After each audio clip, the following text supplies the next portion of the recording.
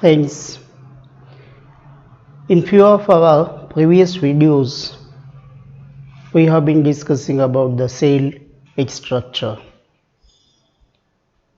We have discussed some cell organelles which are part of the endomembrane system like Golgi complex, endoplasmic reticulum, lysosome.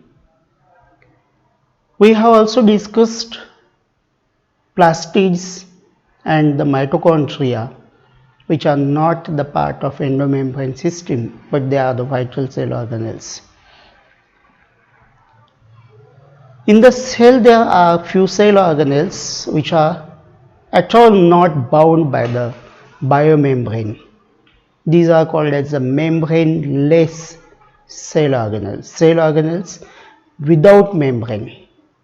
They are not made up of the cell membrane, plasma membrane or the biomembrane. Now let's discuss them today. The first and foremost important cell organelle without cell membrane is the ribosome.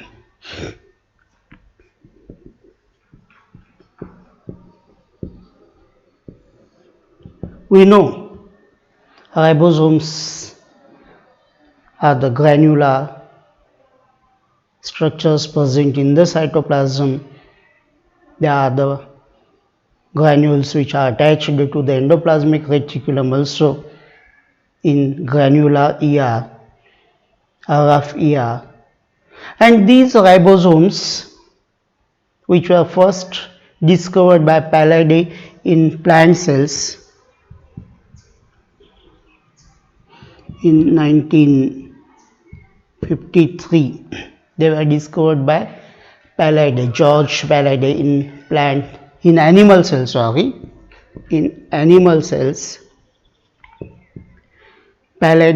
George Palade discovered these ribosomes. In plant cells, Robinson and Brown discovered in plants. Robinson and Brown again in 1953. So they were discovered, ribosomes were discovered in plants by Robinson and Brown in 1953. They were discovered in animals by Robert Palade in 1953, and we know the Christian Dudoué, then Palade, they together got the Nobel Prize in Medicine in 1974, and that Nobel Prize was for discovery of the lysosome and for discovery of the ribosome, lysosome and ribosome. So these are ribosomes. Now these ribosomes are the only cell organelles which are present in both prokaryotes and eukaryotes. They are present in prokaryotic cell. They are present in eukaryotic cell. In both types of organisms they are present. They are present in plants, they are present in animals, they are present in fungi also.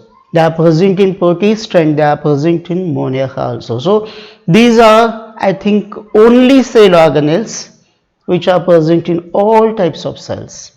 Ribosomes are present in all types of cells. They are present in prokaryotes, they are present in eukaryotes. In eukaryotes, they are present in fungi, they are present in plants, they are present in animals also. Now slightly they are differing. There are 70S ribosomes in prokaryotes, and in eukaryote there are 80S ribosomes. Now these ribosomes, which are small spherical bodies, they are structurally, come to their structure. The ribosomes are structurally made up of two units. They are called as subunits. Two subunits are there, and in 80S ribosomes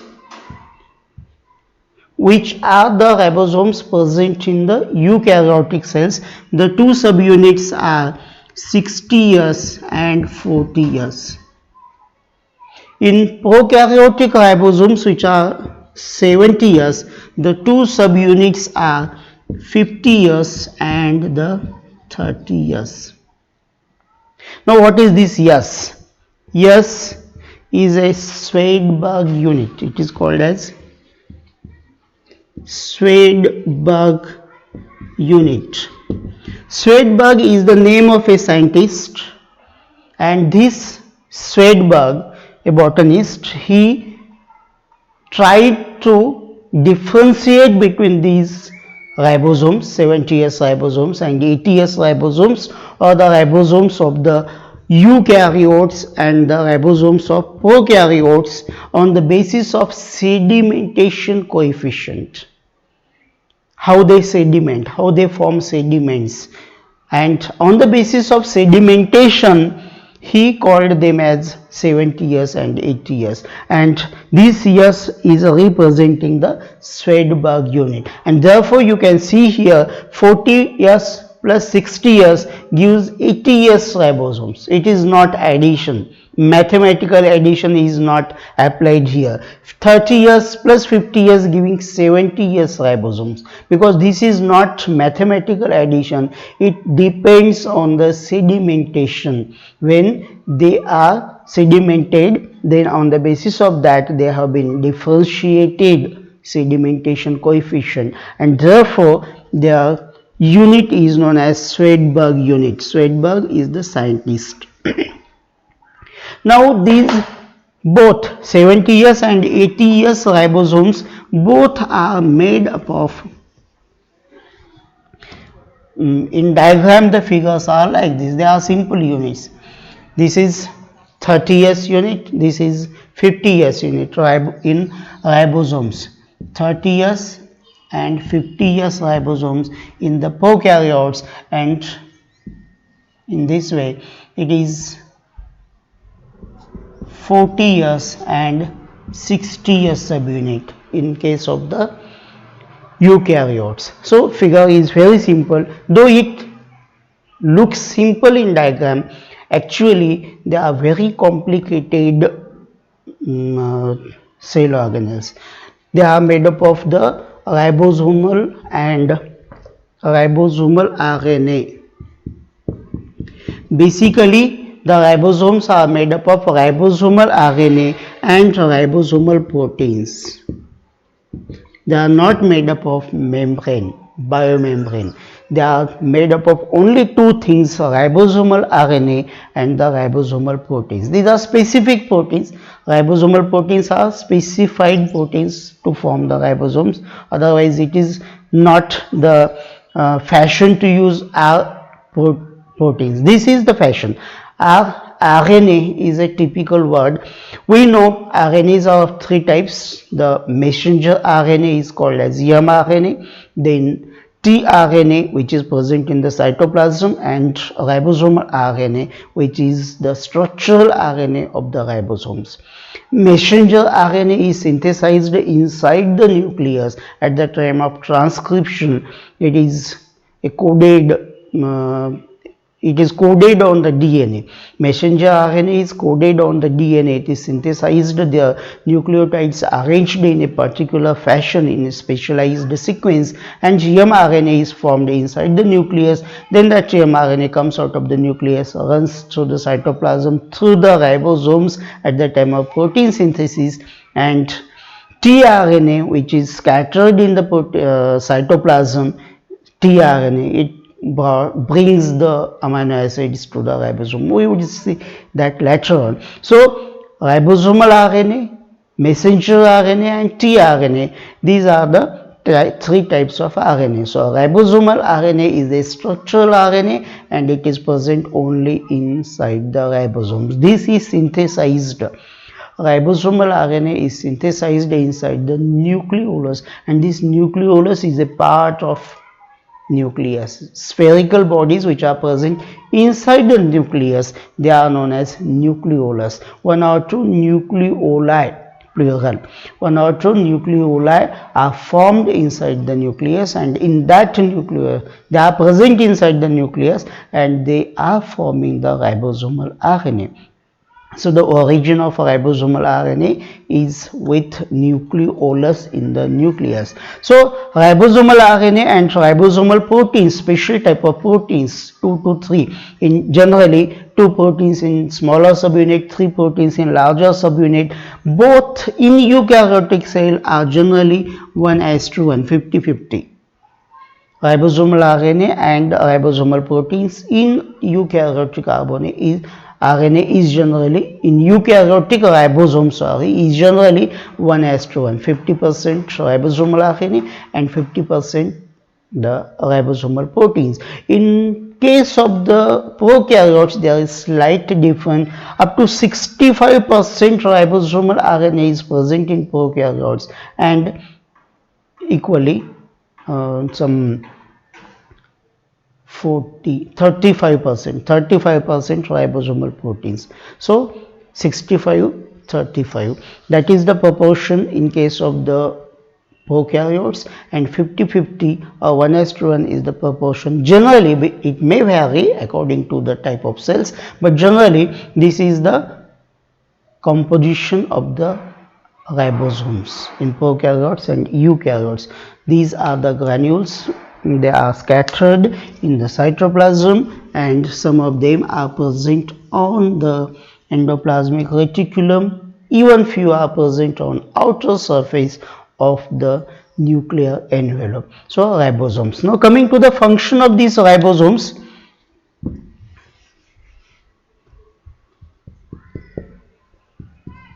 They are famous for only one function, and that is part of protein synthesis.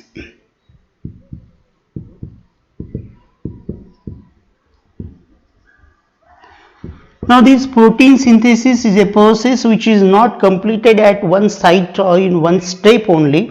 It is a process in which there is transcription, there is translation.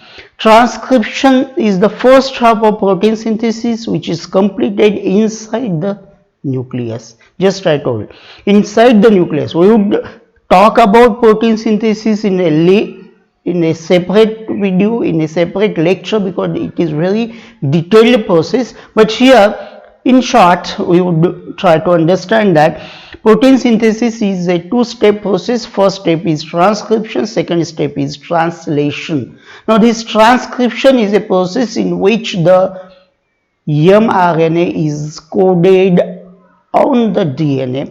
DNA is present inside the nucleus, and on this DNA mRNA is coded. Specified nucleotides are brought there, they are attached to one another, especially mRNA. Messenger RNA is coded there, it is synthesized there, and this mRNA with particular sequence of nucleotides in threads, groups of threads, we call them as codons. So with particular codons, a coded language for protein synthesis, the mRNA comes out of the nucleus. So this is nucleus where the DNA, now this is DNA, and on this DNA the mRNA is synthesized like this. This mRNA comes out of the nucleus. Now this mRNA is having triplet codons, groups of 3. These are the triplet codons. It may be A, U, G, G, C, whatever it is, G, C, C, whatever it is. Specialized codons are present on this mRNA, and this mRNA passes through the ribosomes here like this. Now this mRNA, when enters into the ribosome, at this site it has a codon, particular triplet, and according to this codon a tRNA comes here with a amino acid. It has one amino acid here. So suppose amino acid, this is a tRNA and it is bringing one amino acid here. In this way, after when this mRNA passes ahead and ahead through this ribosome, it continuously goes ahead and After this codon, next codon enters here, then this codon, again next codon enters into the ribosome. One by one the triplets go on changing accordingly. One by one the tRNA with specific amino acids come there and they leave their amino acids here one by one. So each tRNA brings one amino acid here and it leaves the amino acid with the ribosome. In this way, after some time, the amino acid chain is produced there. This amino acid chain is known as polypeptide chain. This is called as polypeptide chain. It is amino acid chain. Now this polypeptide chain, suppose this is the polypeptide chain, it folds and takes a particular shape and it becomes a protein.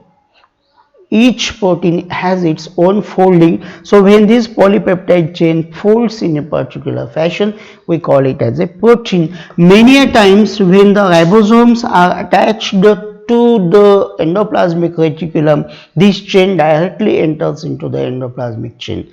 Amino acid chain or polypeptide chain enters into the endoplasmic reticulum and then it folds there inside the endoplasmic reticulum. So the protein chain or the polypeptide chain is formed at this ribosome. Now remember that the two subunits of the ribosome come together or attach with one another only at the time of protein synthesis. When the mRNA comes, they come together. Otherwise, when there is no protein synthesis, the two subunits of the ribosome, they remain free in the cytoplasm. They are not attached with one another. They assemble together only at the time of protein synthesis. Now again, this procedure, whatever happening here in the ribosome, what is happening here? The mRNA is coming and it is passing through the ribosome. When it is passing through the ribosome, every time there is a triplet codon of the mRNA in the ribosome, and as per this triplet codon, one tRNA is coming here with a specific protein with its head. Now the tRNA gives its protein to the ribosome and it is removed. Then another triplet codon comes here, one more tRNA comes here, it gives its amino acid, it goes off, and in this way the amino acids are collected, attached to one another, and they are forming a chain which is known as polypeptide chain. So this is happening here in the ribosome, and this process is called as translation. Whatever happening inside the ribosome, actually it passes to the smaller unit of the ribosome. mRNA passes to the smaller unit of the ribosome, and at that time, in coordinates with the triplet codons of this mRNA, the tRNAs with anticodons. A triplet is also present with the tRNA, that is known as anticodon. So as per these codons, the tRNA with specialized anticodons come there, it leaves of its amino acid there, and a chain of amino acids is formed when this mRNA completely passes through the ribosome. So this is called as translation. Second phase of the protein synthesis. First phase of the protein synthesis is called as transcription, that is completed inside the nucleus. Second phase of the protein synthesis is called as translation, and that is completed with the help of ribosomes. And we know the proteins later on acts as the enzymes, they act as the carriers, they act as the structural proteins. Our membrane cannot be synthesized or formed without proteins. Our processes, life processes like respiration, photosynthesis and all other processes, they also need enzymes, which are the functional proteins. So proteins play a vital role in our life, and the protein synthesis is effected carried out with the help of ribosomes. This is the importance of ribosomes. Ribosomes, though they carry only one function, that is protein synthesis, but that function is vital function, that is very important function. Protein synthesis is very important function, and that's why presence of ribosomes is the most necessary cell organelle. It is the most necessary cell organelle, and that is why it is present in all types of cell. The endoplasmic reticulum or Golgi complex or lysosome or vacuoles or chloroplast, plastids, mitochondria might be absent in some of the other cell, but these ribosomes are present in all the cells because protein synthesis is needed in all the cells. So this is about the ribosomes. Now, so friends, let's discuss another cell organelle which is not bound by the membrane, biomembrane or the plasma membrane, and it is centrosome. Centrosome, these are submicroscopic tubular structures which are present in the animals, essentially in the animal cells, except amoeba. They are not present in amoeba.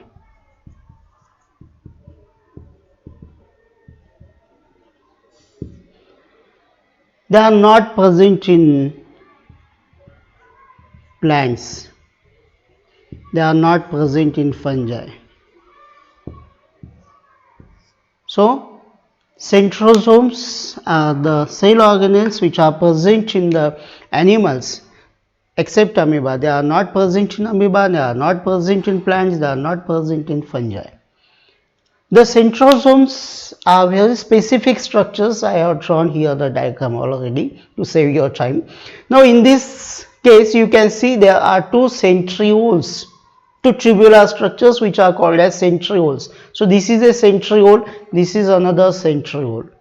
Generally means essentially two centrioles are present there, and these centrioles are always placed at right angles to one another. Here this one is upright, this is horizontal, so they are right angles to one another. I have shown some small centrioles here also, you can zoom out to see, and here also I have shown them at right angles to one another. So the centrioles are present at right angles to one another. Two centrioles are present in one centrosome. Two centrosomes are present in each cell. In each cell, generally, two centrosomes are present. In each centrosome, two centrioles are present. These are tubular structures and they are at right angles to one another. Now, these centrioles are surrounded by an amorphous fluid-like structure, and that is known as macule.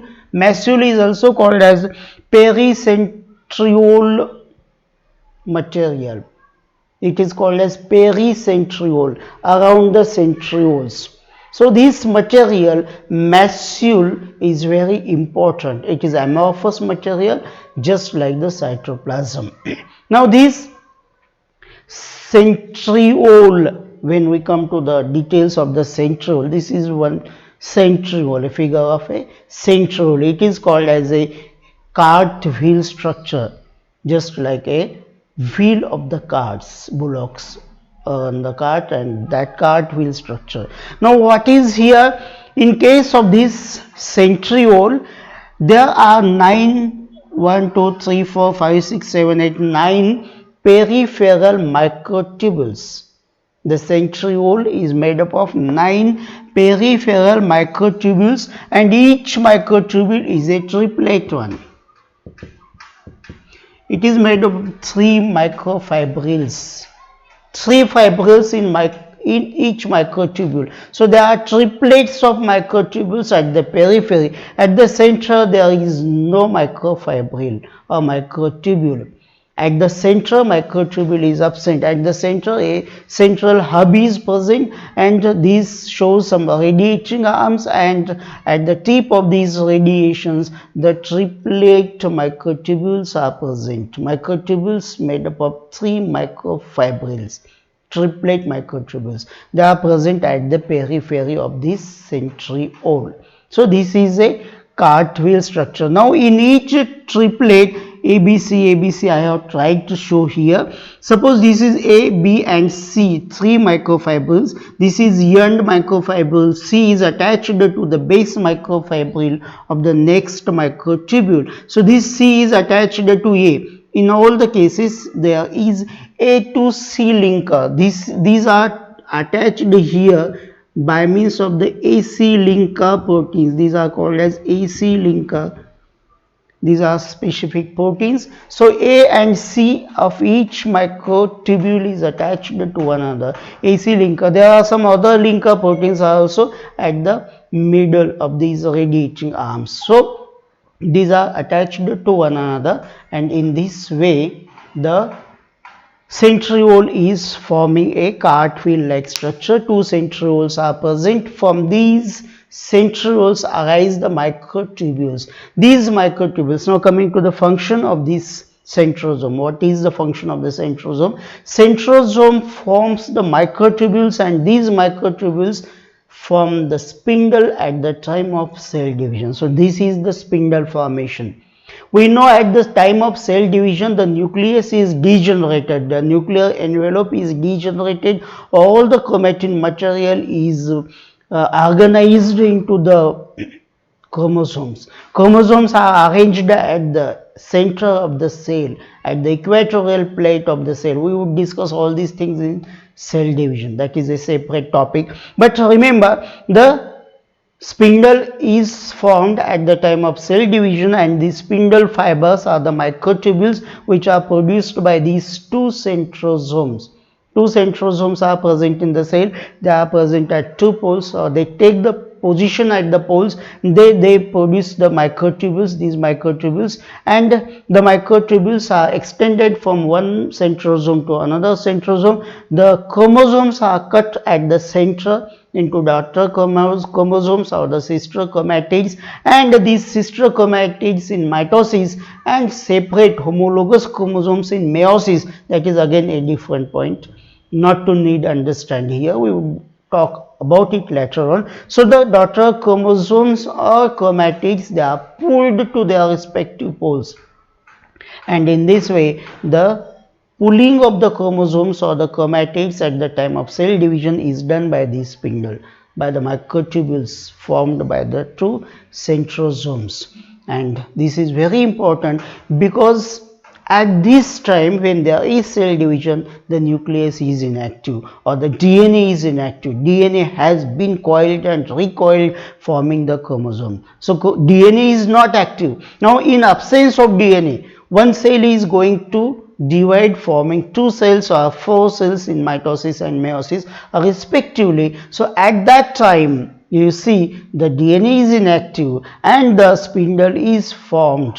So formation of the microtubules in absence of the DNA, or when the DNA is inactive, not in absence but the DNA is inactive. When the DNA is inactive, at that time something is synthesized in the cell. So this is spindle formation, which is just like a gene oriented structure. It is not having genes, but it has some proteins inside the centrosome, and this centrosome forms the spindle. It forms the microtubules when DNA is inactive, when DNA is in synthesis phase, in dividing phase. Also, when the cell is going to be divided, one cell, after the chromosomes go to their respective poles, a wall is laid down in between these two cells and two cells separate. At that time they have the two centrosomes. Each cell means the centrosome is duplicating.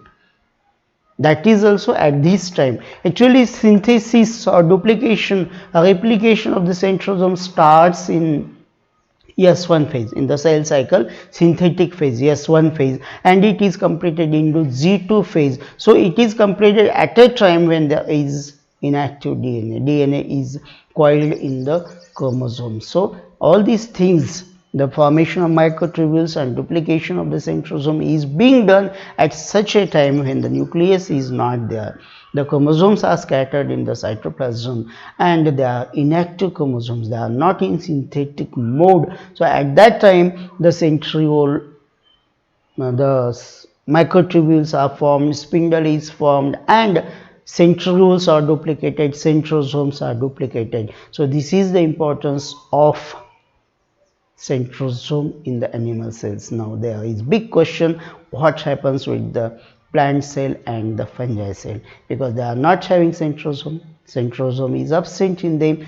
So remember, there is one microtubule synthesizing center in the plant cells and in the animals, in the fungal cells, plant cells and fungal cells. They do not have centrosome, but something which is forming microtubules is present with the fungi, it is present with the plants, and therefore the centrosome can be absent there. Something which is forming microtubules. So what is essential? Microtubules are essential. Microtubules are produced by some microtubule synthesizing centers in the plants, in the fungi, and therefore centrosome can be absent there.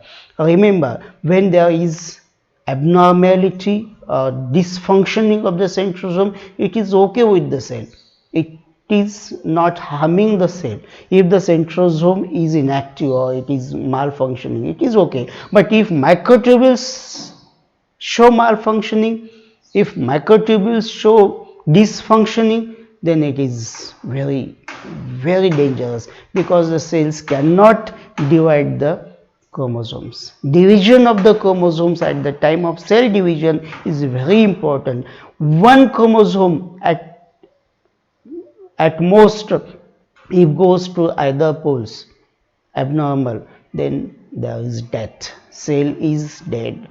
So to maintain the cell cycle, to maintain the growth, to maintain the reproduction, the equidistribution of the chromosomes or chromatids, whatever it is in mitosis and meiosis, it is necessary, and for that microtubules should function normally. There is no chance to dysfunction for these microtubules.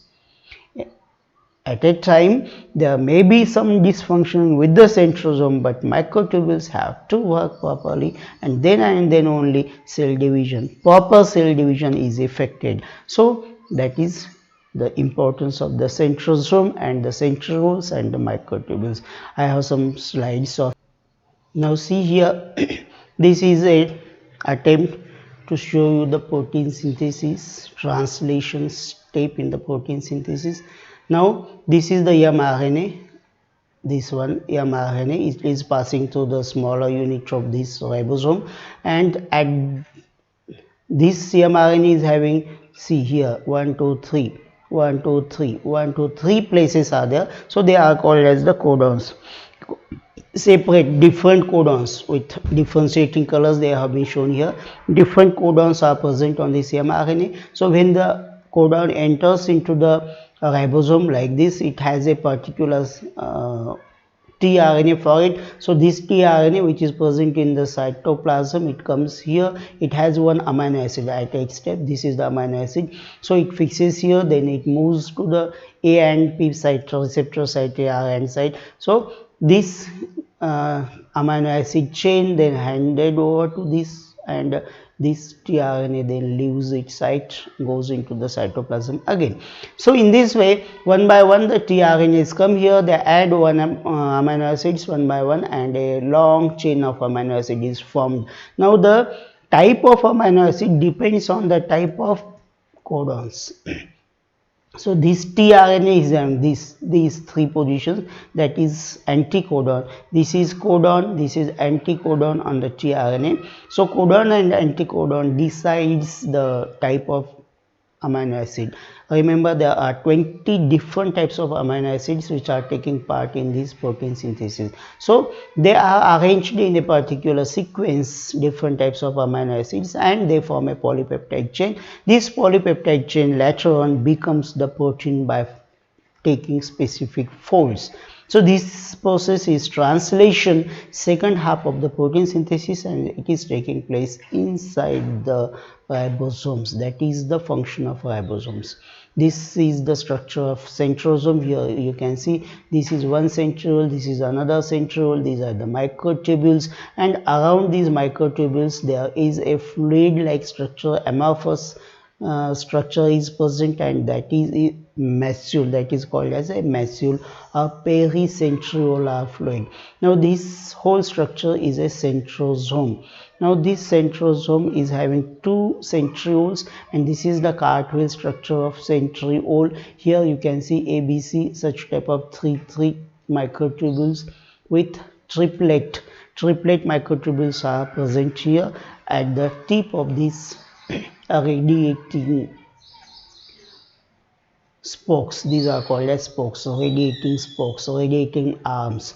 Now at the tip of these spokes, the three fibrils are present. They are forming one microtubule. So triplet microtubules are present here, and the A of one is attached to C of another, like this. So these are the AC linker proteins. They are attached by the AC linker proteins. And these are here, they are not shown in this figure, they are attached to one another here also, the spokes. This is the central hub. So this is a cartwheel structure of the centriole. Now I have tried to show you the activity of cell division with these figures. Here you can see here one centrosome is present, here another centrosome is present. So at the time of cell division, they are spread, they take the polar positions, and they radiate in the form of microtubules. These microtubules then take out or carry the respective chromosomes or chromatids to their respective poles. So this is the spindle, whatever is present here, this is the spindle formed by the two centrosomes, and they radiate in the form of microtubules, the spindles, and they carry the chromosomes to their respective poles. So microtubules are very important at the time of cell division. This is one more function, the basal body. The centrioles are forming the basal body of the cilia and flagella. We know the structure of cilia and flagella. So this is the microtubule with triplet fibrils at their tips. Here also you can see in this figure, these three ABC triplet microtubules are at the periphery.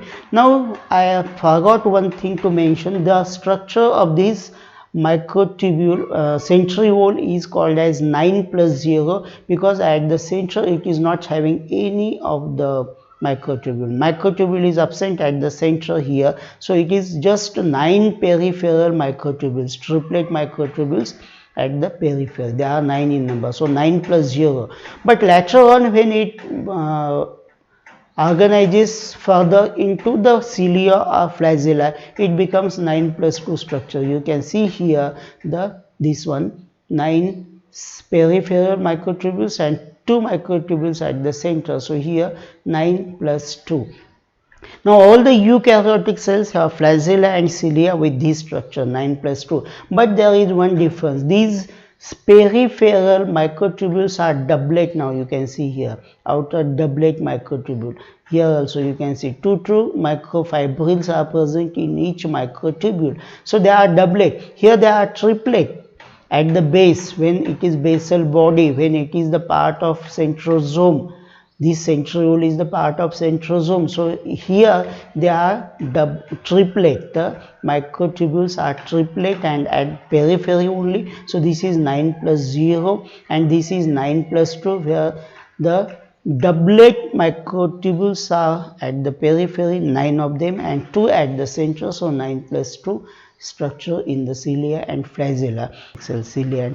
So friends, in this way today we have discussed about the two cell organelles, the ribosomes and centrosome, which are without membrane. All other cell organelles are membrane bound cell organelles, but centrosome is without cell membrane or biomembrane, and ribosomes are also without cell membrane or biomembrane, but they have their own functions and they are vital cell organelles. So in this way we have tried to cover all the cell organelles in the cell one by one. Thank you very much.